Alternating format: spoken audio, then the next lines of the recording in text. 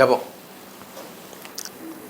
எங்களை நேசிக்கிற பரிசுத்தமுள்ள பரலோக பிதாவே, பரிசுத்த தேவனே, உம்மை துதிக்கிறேன், ஸ்தோத்தரிக்கிறேன், மகிமைப்படுத்துகிறேங்க தாவே. தகப்பனே, கடந்த காலம் முழுவதும் நீர் எங்களை கண்ணின் மணி போல காத்தீங்க. எங்களுடைய பிரயாசங்கள், போக்குவரத்துகள் எல்லாவற்றையும் நீங்கள் ஆசீர்வதித்தீங்கப்பா. கோடா கொடி ஸ்தோத்திரம் ஐயா, கோடா கொடி ஸ்தோத்திரம். இந்த வேளையிலே ஆண்டவரே, என்னுடைய சமூகத்திலே வந்து உண்மை தியானிக்க முடியாத கிருபை தந்ததுக்காய் கோடா கொடி ஸ்தோத்திரம். ஸ்தோத்திரம் ஐயா. ஏசையா, உமக்கு கோடான கொடி ஸ்தோத்திரம். இந்த வசனங்களை தியானிக்க இருக்கிறோம். ஆவியானவர் எங்களுக்கு வசனத்தை எங்களுக்கு விலக்கி தர வேண்டுமா ஜெபிக்கிறேன். பரிசுத்த ஆவியானவர் எங்களுக்குள்ளிருந்து பேச வேண்டுமா ஜெபிக்கிறேன். இயேசு கிறிஸ்துவின் நாமத்தில் ஜெபங்கள் ஜீவனுள்ள பரமபிதாவே, ஆமென். அன்பான ஜேடிகே மேயர்களுக்கு இயேசு கிறிஸ்துவின் நாமத்தினாலே வாழ்த்தல் கூறுகிறேன். நாம் ஒவ்வொரு வாரமும், அதாவது வெள்ளிக்கிழமை காலை 8லிருந்து 8:30 வரைக்கும் தேவனுடைய வசனங்களை ஆராய்ந்து கொண்டு வருகிறோம்.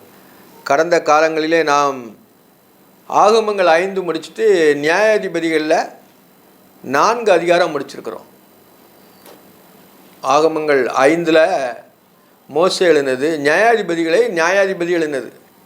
இதில் இது வந்து எப்படின்னா யோசுவா காலத்துக்கு பிறவை. யோசுவா ஆகமங்கள் 5, யோசுவா, அதுக்கு நியாயாதிபதிகள் 21 அதிகாரம் இருக்கிறது. இது எல்லாமே எப்படின்னா அந்தந்த காலத்தில் அந்த இஸ்ரவேல் ஜனங்கள் அந்த கானான் தேசத்தில் வந்து அவங்க குடியேறி வாழும் பொழுது நியாயாதிபதிகளை கொண்டு தேவன் அவர்களோடு பேசி அவர்களோடு வழிநடத்தி வந்தார். இவங்க அடிமைப்பட்டு போவாங்க. திருப்பி அடிமைப்பட்டு போகும்போது திருப்பி அவங்க தேவனை நோக்கி கூப்பிடும்போது ஆண்டவர் ஒரு தீர்க்கதரிசி அனுப்பி, ஒரு ராட்சதனை அனுப்பி, ஒரு தீர்க்கதரிசியை அவங்கள நியாயாதிபதியை அனுப்பி அந்த ஜனங்களை மீட்டு கொண்டு தன்னுடைய பாதையிலே வழிநடத்துவார். இதை ஏற்கனவே ஆண்டவர் சொன்னது தான், திருப்பி அவங்க செய்கிறாங்க. இதில் பார்க்கும்பொழுது என்னென்னா 5ஆம் அதிகாரத்தில் சில வசனங்களை வாசிக்கிறேன். அந்நாட்களிலே தெபேராலும் அபிமேனின் குமாரனாகிய பாராக்கு பாடினதாவது, கர்த்தர் இஸ்ரவேலுக்காக நீதியை சரிக்கட்டிய நிமித்தமும் ஜனங்கள் மனப்பூர்வமாய் தங்களை ஒப்பு கொடுத்த நிமித்தமும் அவரை ஸ்தோத்திரியுங்கள். ராஜாக்களே கேளுங்கள், அதிபதிகளே செவி கொடுங்கள். நான் கர்த்தரை பாடி இஸ்ரவேலின் தேவனாய கர்த்தரை கீர்த்தனம் பண்ணுவேன். கர்த்தாவே, நீர் சேயீரிலிருந்து புறப்பட்டு ஏதோமின் வெளியிலிருந்து நடந்து வருகையில் பூமி அதிர்ந்தது, வானம் சொரிந்தது, மேகங்களும் தண்ணீரை பொழிந்தது. கர்த்தருக்கு முன்பாக பர்வதங்கள் கரைந்தது. இஸ்ரவேலின் தேவனாய கர்த்தருக்கு முன்பாக சீனாய் கரைந்தது. ஆனோத்தின் குமாரனாக சம்காரின் நாட்களிலும் யாகேலின் நாட்களிலும் பெரும்பாதை பாழாய் கிடந்தது. வழி நடக்கிறவள் பக்க வழியாய் நடந்தார்கள். இதில் பார்க்கும்போது எப்படின்னா தெபேராள் வந்து ஒரு தீர்க்கதரிசி. அவள் என்ன செய்யனா தீர்க்கதரிசனமாக சொல்கிறார், பாராக்கை கூட்டிக் கொண்டு நீ யுத்தத்துக்கு போன்னு சொல்கிறார். போன அதிகாரத்தில் பார்க்கும்பொழுது அங்கே சிசரா 900 இரும்பு ரதங்களை வச்சு அவன் அந்த இஸ்ரவேல் ஜனங்களை மிரட்டி கொண்டு அவங்களை அடிமைப்படுத்தி கொண்டிருந்தான். ஆனாலும் தீர்க்கதரிசனமாக சொன்னதுனால, தெபேராள் சொன்னதுனால அந்த பாராக்கு புறப்பட்டு போனான். அப்போ போகும்பொழுது என்ன சொன்னால், நீ வந்தால் தான் நானும் யுத்தத்துக்கு போவேன் அப்படின்னு சொன்னால தெபேராளும் போகும்பொழுது வெற்றி வந்து உனக்கு கிடைக்காது, நீ உன் மூலமாக வெற்றியில் ஒரு ஸ்திரீன் மூலமாக தான் இஸ்ரவேலுக்கு வெற்றி கிடைக்கும் சொன்னதுனால அந்த யாகேல் அந்த கூடார ஆணியை அவன் நெற்றியில் அடித்து அந்த செசராவை கொண்டு போட்டான். அதில் பல அதிகாரத்தில் பார்த்தோம். இப்போ புதுசாக அதில் என்னென்னா அவள் பாடுறாங்க. இதெல்லாம் வெற்றி சிறக்க பண்ணும்போது அவங்க என்ன பாட்டாக பாடுறாங்க. எப்படி ஒரு சந்தோஷம், ஒரு மகிழ்ச்சி வரும்போது அவங்க பாட்டுகள் பாடி இஸ்ரவேலின் தேவனை துதிப்பார்கள். அந்த அதிகாரம் தான் இதில் முக்கால்வாசி இருக்கிறது. அந்நாட்களே தெபேராலும் அபிமேனின் குமாரனாகிய பாராக்கும் பாடினதாவது, கர்த்தர் இஸ்ரவேலுக்காக நீதியை சரிக்கட்டி நிமித்தமும் ஜனங்கள் மனப்பூர்வமாய் தங்களை ஒப்பு கொடுத்த நிமித்தமும் அவரை ஸ்தோத்திரியுங்கள். கர்த்தரை ஸ்தோத்திரியுங்கள்.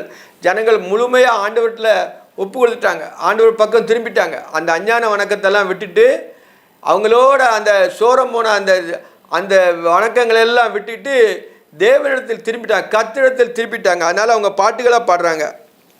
எப்படி பண்ணாங்க? ராஜாக்களே கேளுங்கள், அதிபதிகளே செவி கொடுங்கள். நான் கர்த்தரை பாடி இஸ்ரவேலின் தேவனாய கர்த்தரை கீர்த்தனம் பண்ணுவேன். அவரை கீர்த்தனம் பண்ணணும். இயேசுவான் அவரை, நமது ஆண்டவராய இயேசு ரட்சகரை கீர்த்தனம் பண்ணுவோம். நம்ம பழைய ஏற்பாட்டு காலத்தில் இயேசு ரட்சகர் இல்லாமல் அவர் கர்த்தராக இருந்தார். புதிய ஏற்பாடில் அவர் இயேசு என்ற மாம்ச சரீரத்தில் வந்ததுனால நம்ம என்ன செய்யணும், அவரை நம்ம பின்பற்றுறோம்.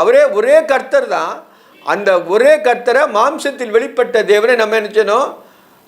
கீர்த்தனம் பண்ண வேண்டும். பழைய ஏற்பாட்டில் கர்த்தரை கீர்த்தனம் பண்ணார்கள். கர்த்தாவே நீர் சேயீரில் புறப்பட்டு ஏதோமின் வெளியிலிருந்து நடந்து வருகையில் பூமி அதிர்ந்தது. ஆண்டவர் வரும்போது என்ன செய்யணும்னா பூமி அதிர்ந்தது. வானம் எனக்கு சிங்காசனம், பூமி எனக்கு பாதுபடின்னு சொன்ன ஆண்டவர் அப்படி கர்த்தர் நடந்து வருகையில் பூமி அதிர்ந்தது, வானம் சொரிந்தது. வானம் தண்ணியாக மழை பெய்யுது, மேகங்களும் தண்ணீராய் பொழிந்தது. மேகங்கள் தண்ணீராய் பொழிந்தது. தேவன் வரும்போது அது எல்லாமே அவருக்கு லேசான அக்னி அவருக்கு முன்னால் செல்லும். அதெல்லாம் நம்ம பின்னால் பார்க்க இருக்கிறோம். அந்த எலியா காலத்தில் உள்ளது பார்க்க இருக்கிறோம். அவருக்கு முன்பாக பர்வதங்கள் கரைந்தது. மலை பர்வதம், பெரிய பர்வதம் என்ன சொன்னால் கரைஞ்சு போயிருமா. அப்போ அப்பேற்பட்ட தேவன் இஸ்ரவேல் ஜனங்களுக்கு தன்னை வெளிப்படுத்தி காட்டி அவளை மீட்டுக் கொள்கிறார். அந்நிய ஜனங்களிடமிருந்து அவர்களை மீட்டுக் கொள்கிறார். கர்த்தருக்கு முன்பாக பர்வதங்கள் கரைந்தது, இஸ்ரவேலின் தேவனிற்கு முன்பாக சீனாய் கரைந்தது. சீனாய் வனாந்தரம் அதுவே கரைஞ்சு போச்சான். ஆனாத்தின் குமாரனாகிய சம்காரி நாட்களும் யாகேலின் நாட்களும் பெரும்பாதைகள் பாலாய் கிடந்தன. பெரும் பாதைகள், பெரிய பாதையில் அணிஞ்சுன்னா பாலாய் கிடந்த. ஆண்டவர் வரும்போது அது எல்லாமே அழிஞ்சு போச்சுன்னு சொல்லிட்டு அதை பாடுறாங்க. பெரும்பாதைகள் பாலாய் கிடந்தது, வழி நடக்கிறவர்கள் பக்க வழியாய் நடந்து வந்தார்கள். பக்க வழி ஆண்டவர் முன்பால் செய்யும்போது அது எல்லாமே ஒன்றுமே அவங்க இதாகி போயிடும், கரைஞ்சு போயிடும். அதனால் பக்க வழியாய் நடந்தார்கள். தேபராளியாகிய நான் எலும்பும் அளவும் இஸ்ரவேலின் நான் தாயாக எலும்பும் அளவும் கிராமங்களிலும் பாலாய் போயின. இஸ்ரவேலின் கிராமங்கள் பாலாய் போயின. இஸ்ரவேலுடைய கிராமம், ஒரு பட்டணம் இருந்துச்சுன்னா கிராமம் இருக்கும். அப்போ அந்த எல்லாம் என்ன பாலாய் போயிட்டுன்னு சொல்லிட்டு போட்டிருக்கு. பாலாய் போயின. தேபராளாகிய நான் எலும்பும் அளவும், அவள் தீர்க்கதரிசி, அவள் எழும்பிட்டா. அவள் எழும்பிதான் தீர்க்கதரிசின்னு சொன்னதுனால அந்த பாராக்கு போய் அவங்கள பிடிக்கிறான். அவங்க பிடிக்கும்பொழுது எல்லாரும் வெட்டுண்டு போனாங்க, எல்லாரும் க்ளோஸ் பண்ணிட்டான். ஆனாலும் என்ன செய்யணும்னா அந்த சிசரா உண்டு அந்த யாகல்கிட்ட தான் அவள் ஆணி அடித்து கொள்கிறாங்க. அவங்க ரதம் பூரா பிஞ்சு போச்சு. அதெல்லாம் முடிஞ்ச பிறகு தான் இந்த பாட்டாக அவங்க பாடுறாங்க. கிராமங்கள் பாலாய் போயின, இஸ்ரவேலின் கிராமங்கள் பாலாய் போயின. நுதன தேவர்களை தெரிந்து கொண்டார்கள். நுதன தேவர்களை தெரிந்து கொண்டார்கள். இவங்க எதுனால அப்படி வந்ததுன்னா, நுதன தேவர்களை தெரிந்து கொள்ளனா இவங்களா ஏதாவது விக்கிரகங்களை உண்டு பண்ணி நூதனமாக ஏதாவது செய்கிறதுனால ஆண்டவருக்கு பிடிக்காது. நீ நூதனமாக ஒன்றுமே செய்ய வேண்டாம். வானம் எனக்கு சிங்காசனம், பூமி எனக்கு பாதபடி. நீ உன் இதயத்தின் கதவை பொட்டி ஜோமன்னா போதும். நீனா விக்கிரகங்களை உன் மனதை செலுத்தி அதுக்குள்ளே தேவன் இருக்கிறாரு நீ பண்ணாத. நுதன தேவன் அதான் சொல்கிறாரு. நுதன தேவர்களை தெரிந்து கொண்டார்கள். அப்பொழுது யுத்தம் வாசல் வரைக்கும் வந்தது. அப்பொழுது தான் யுத்தம் வரும். கத்தரை விட்டு பின்வாங்கி போனால் அந்த நுதனமாக நீ எதுவும் செஞ்சனா தான் அவன் என்ன செய்யணும், அது யுத்தம் வரும்.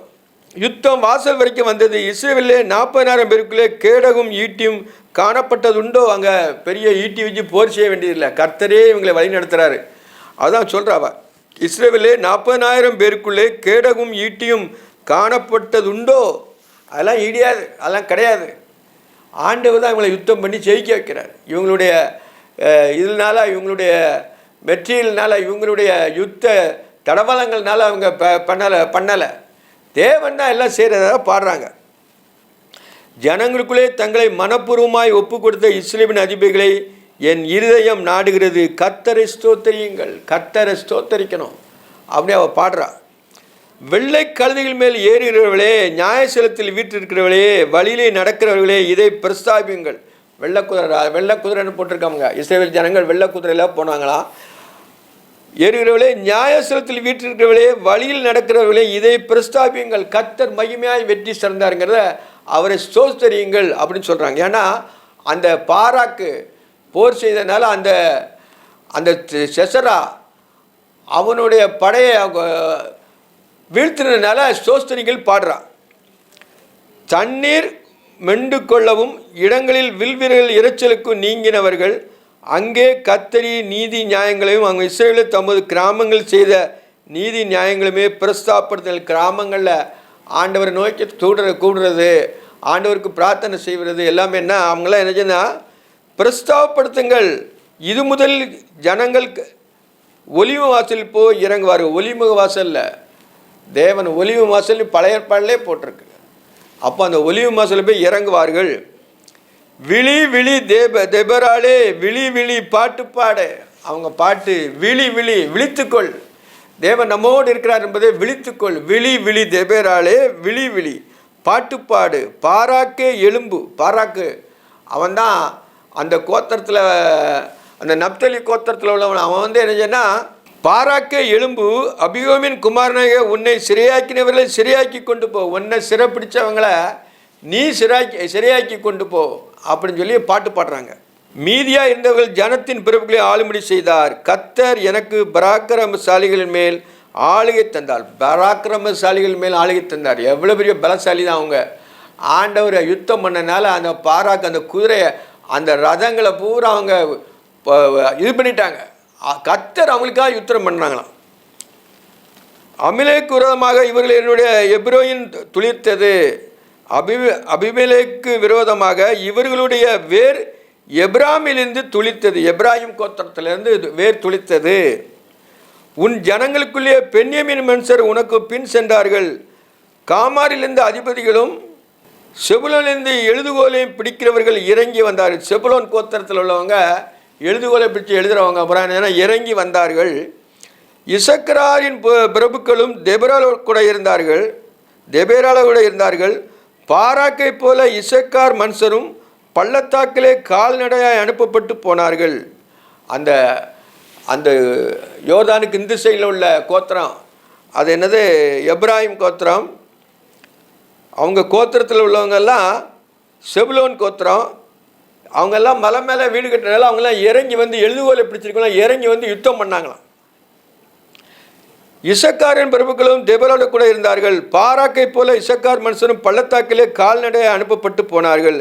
ரூபனின் பிரிவினையால் உண்டான இருதயத்தின் நினைவுகள் மிகுதி. அப்போ அவங்க என்ன, யூபன் கோத்திரம், முதல் கோத்திரம் ரூபன் கோத்திரம். இந்த கோத்திரத்தில் அவனுங்களை என்ன நினைச்சேன்னா, அங்கே ஒரு பிரிவினை இருந்திருக்கு. ஏன்னா அவனுக்கு ஆடு மாடுகள் நிறைய இருந்ததுனால அவன் போருக்கு வரலை. அவன் எப்பொழுதுமே சேர மாட்டான். அவன் எப்பொழுதும் என்ன, அந்த யோர்தானுக்கு இந்த புறத்தில் ரூபன் கோத்திரத்துக்கும் காத் கோத்திரத்துக்கும் மனாசே கோத்திரத்துக்கும் பாதி கொடுக்கப்பட்டது. இவங்களுக்கு ஆடு மாடு பெருத்ததுனால அங்கே அவங்களுடைய பங்கு விதத்தை கொடுத்ததுனால அவங்க போருக்கு வரலை. அதுதான் அவங்க சொல்கிறாங்க. எப்படி சண்டை நடக்கும்போது இஸ்ரேல் ஜனங்களுக்கு அவங்க செய்யணும். இப்போ எப்படின்னா, அவங்க எல்லாமே பிடிச்சி ஒரு 80 வருஷம் அமைதியாக இருந்தது, ஒரு 40 வருஷம் 120 வருஷம் அமைதியாக இருந்தது, அதுக்கடுத்தால 40 வருஷம். அப்போ வருஷங்கள் போயிட்டு அவங்களுக்கு தெரியாது முன்னோர்கள் எப்படி வந்தாங்கன்னு கூட அவங்களுக்கு மறந்துடும். அதனால் ரூபனை பற்றி சொல்கிறார். என்ன சொல்கிறாருன்னா, ரூபனின் பிரிவினைகளால் உண்டான இருதயத்தின் நினைவுகள் மிகுதி. இருதயத்தின் நினைவுகள் மிகுதி. அவன் தான் மூத்தவன், அவனுக்குள்ள ஜனங்கள் வரலை, போருக்கு வரனால அப்படி பாடுறாங்க. கீழே மந்தைகளின் சத்தத்தை கேட்க நீ தொழுவத்தின் நடுவே இருந்து விட்டது என்ன? நீ உன் மந்தை சத்தத்தை கேட்டுக்கிட்டு உனக்கு உண்டான ஆசீர்வாதத்தை நம்பிக்கிட்டு நீ எங்கள் கூட போருக்கு வரலையே, அதை பாடுறாங்க. எப்படி, மந்தைகளின் சத்தத்தை கேட்க நீ தொழுவத்தின் நடுவிலே இருந்து விட்டது என்ன? ரூபனின் பிரிவினைகளால் மனாசே விசார மிகுதி. ரூபனுடைய சண்டை போட்டனால மனாசே, அதாவது மனாசே கோத்திரத்துக்கு பாதி இருக்குது, 2.5 கோத்திரத்துக்கு யோர்தானுக்கு அந்த சைடில் இருக்கனால அவங்க ஒருத்தருக்கு ஒருத்தர் கொஞ்சம் இருக்கனால ரூபனின் பிரிவுகளால் மனாசே விசாரங்கள் மிகுதி. அவனுக்கும் தயாராக இருக்கனால விசாரங்கள் மிகுதியெல்லாம் சுருக்கமாக எழுதியிருக்கிறாரு. நம்ம அதை புரிஞ்சுக்கிடணும். வசனத்துக்குள் வசனம் இருக்கு, என்னால் காரணம் சொல்லி புரிஞ்சுக்கணும். கீழையாத் மனுஷர் யோர்தானுக்கு அக்கறையிலே இருந்து விட்டார்கள். கீழையாத், யோர்தானுக்கு அக்கறையில் கீழையாத்து அவங்க இருந்துட்டாங்க, வரலை, போருக்கு வரலை. தான் மனுஷர் கப்பலில் தங்கின தான் கோத்திரம், அது யோர்தானுக்கு இந்த சைடு, அவங்க கப்பல்லே தங்கிட்டாங்க. உங்களுக்கு சிசராவோட சண்டை போட வரலை. அதான் பாடுறாங்க. இருந்து விட்டார்கள். தான் மனுஷர் கப்பலில் தங்கியிருந்தது என்ன அப்படின்னு ஒரு கேள்வி. நீங்கள் என்னப்பா வரல போருக்கு, உங்கள் கோத்திரம் கிடச்சோன்னு நீங்கள் இருந்துட்டேன்னு சொல்லி ஒரு கேள்விக்குரிய போட்டிருக்கிற. ஆசே மனுஷர் கடற்கரையிலே தங்கி தங்கள் குடாக்களில் தாபரித்தார்கள். ஆசேர் கோத்திரமும் வரல. செபுலோன் நப்தலி போர்கள் முன்னால், செபுலோன் கோத்திரமும் நப்தலி கோத்திரமும் போருக்கு முன்னால் நிற்கிறாங்க. நப்தலி கோத்திரம் தான் யார், பாராக் வாரான். செபுலோன் நப்தலி போர்க்களத்தின் முனையில் தங்கள் உயிரை எண்ணாமல் மரணத்துக்கு துணிந்தினார்கள். தன்னை உயிரை கூட எண்ணலை. அந்த புறஜாதி அவங்கள என்ன செய்யணும், அந்த சிஸ்ராவுடைய அந்த யாகேல் ராஜா, அந்த ராஜா அவனை வீழ்த்துவதற்காக அவங்க என்ன செய்கிறாங்கன்னா அவ்வளோ துணிவாய் பெய்ய நினைச்சா போர் புரிஞ்சாங்களாம். இது என்னன்னா யார் சொல்கிறா, அது தேவரால் பாட்டா பாடுறாரு, தீர்க்கதரிசியானவள் பாட்டா பாடுதான். செபுலோனும் நப்தலியும் போர்க்களத்தில் முனையில் தங்கள் உயிரை எண்ணாமல் மரணத்துக்கு துணிந்து நின்றார்கள். துணிஞ்சு போய் நினைச்சாங்கன்னா அது என்னங்களா அவ்வளோ போர் பண்ணுறாங்க. கர்த்தர் தான் யுத்தம் பண்ணுறாரு. ஆனாலும் இவங்க என்ன செய்யணும், இந்த கோத்திரத்துக்கு ஆண்டவர் எல்லாத்துக்குமே அவர் வழி செய்கிறார். எல்லா கோத்திரத்தையும் அவர் ஒன்போல பார்த்தார். ஆனால் அவர் சொந்த கோத்திரம் அவங்க யூதா கோத்திரத்தில் வாரார். யூதா பற்றி இதில் போடவே இல்லை.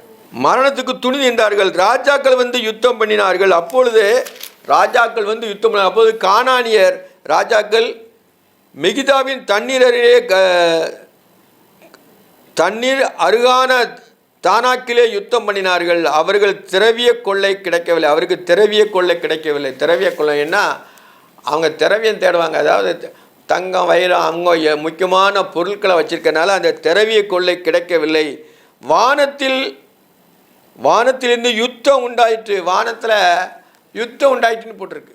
அப்போ எப்படின்னா தேவன் வானத்தில் இருக்கிறார். அவர் வானத்திலிருந்து இருந்துச்சுன்னா யுத்தம் உண்டாயிற்றுன்னு போட்டிருக்குது. புதிய ஏற்பாடில் அந்த சாசானம் அந்த மிகாவேல் கூட மோசேயுடைய சரித்தை கேட்பான். அப்போ அந்த யுத்தம் பண்ணி தான் கர்த்தருடைய கடிந்து கொள்வாரான்னு சொல்லுவான். அந்த யூதாவில் இருக்குது. அதே மாதிரி தான் இதில் என்ன சொல்லணும்னா, வானத்திலே யுத்தம் உண்டாயிற்று. நட்சத்திரங்கள் தங்கள் அயனத்திலிருந்து சிஸ்ராவோட யுத்தம் பண்ணின நட்சத்திரங்கள் பூரா சிஸ்ராவோட யுத்தம் பண்ணனா அவனுக்கு அவனுடைய ரதங்களை அவனை ஒன்று பண்ணதுக்கு யுத்தம் பண்ணினன்னு போட்டிருக்கல, சுருக்கமாக எழுதியிருக்கல.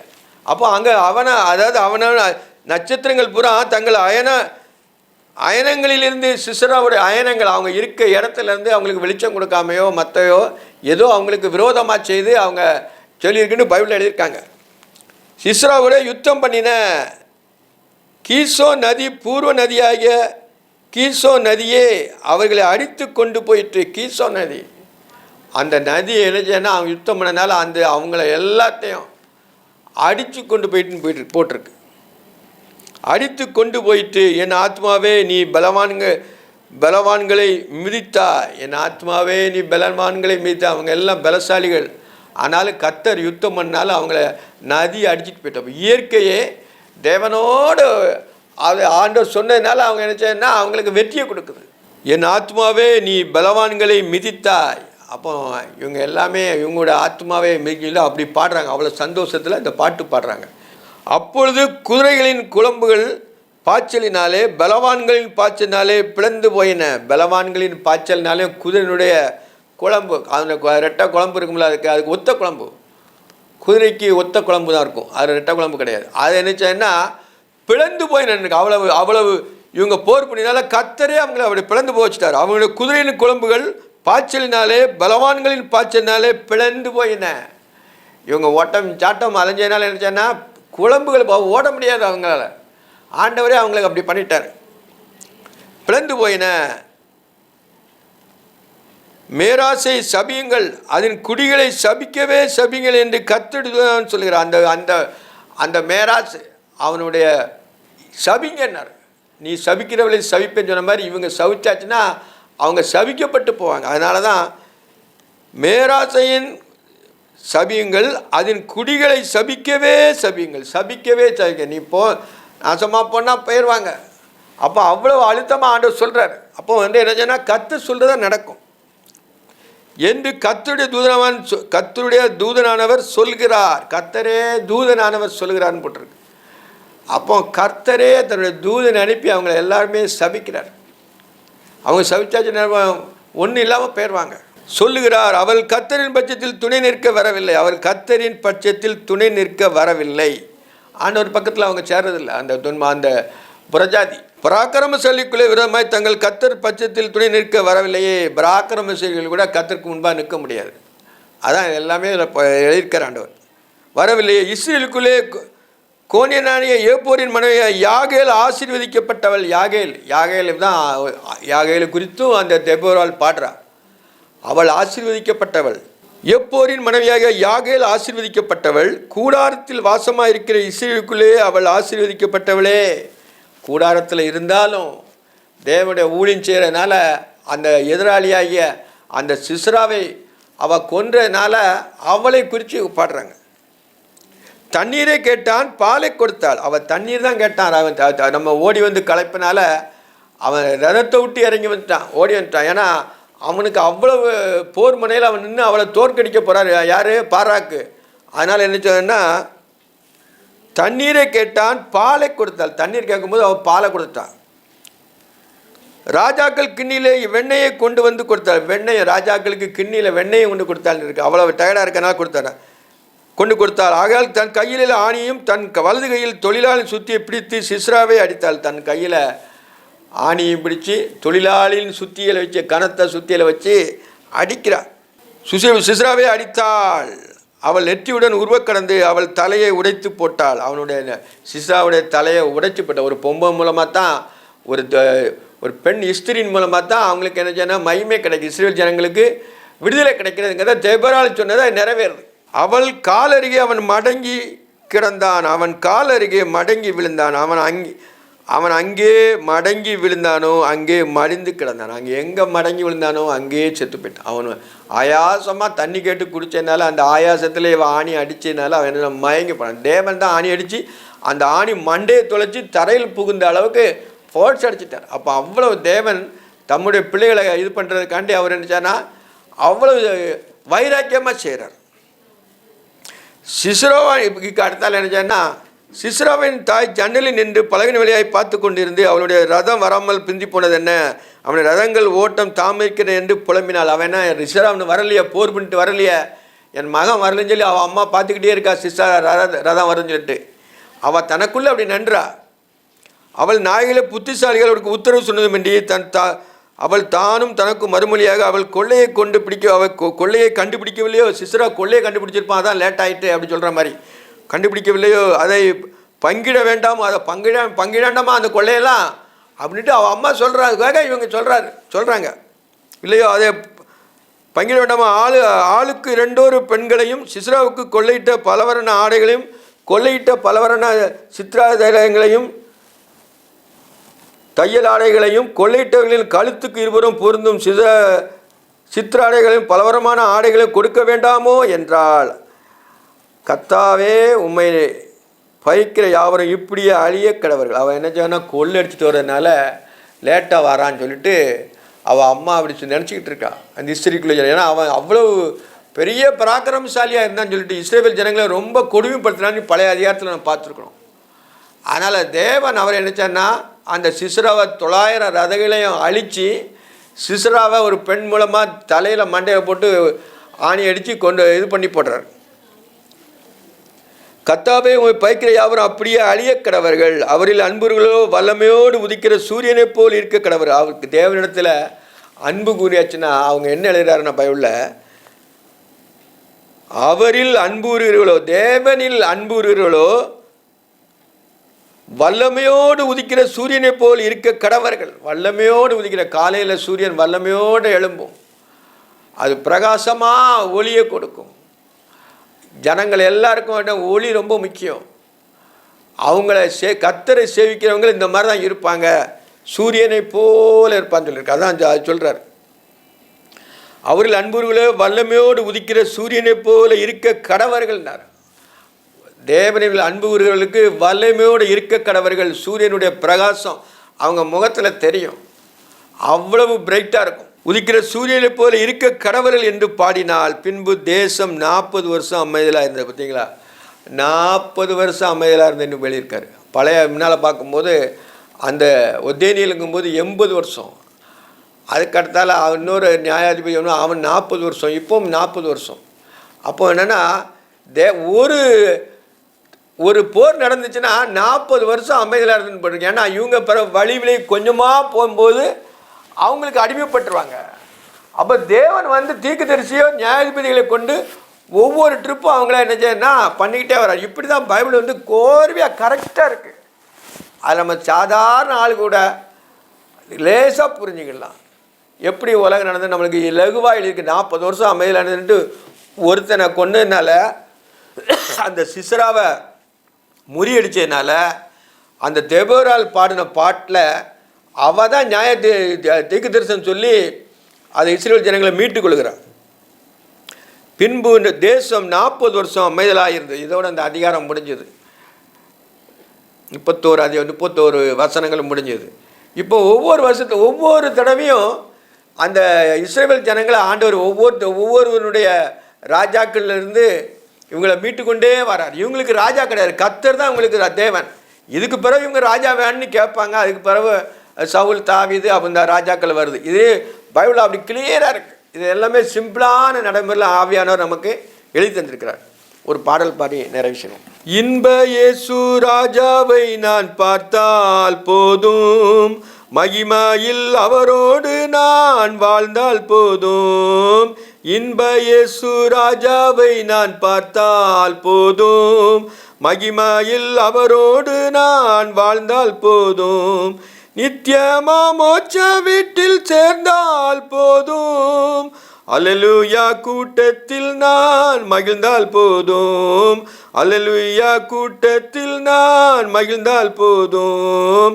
இயேசுவின் இரத்தத்தாலே மீட்கப்பட்டு, வசனமாம் வேலியாலே காக்கப்பட்டு, கரைதீரை அற்ற பரிசுத்தரோடு ஏழையன் பொன் வீதியில் உலாவிடுவேன்.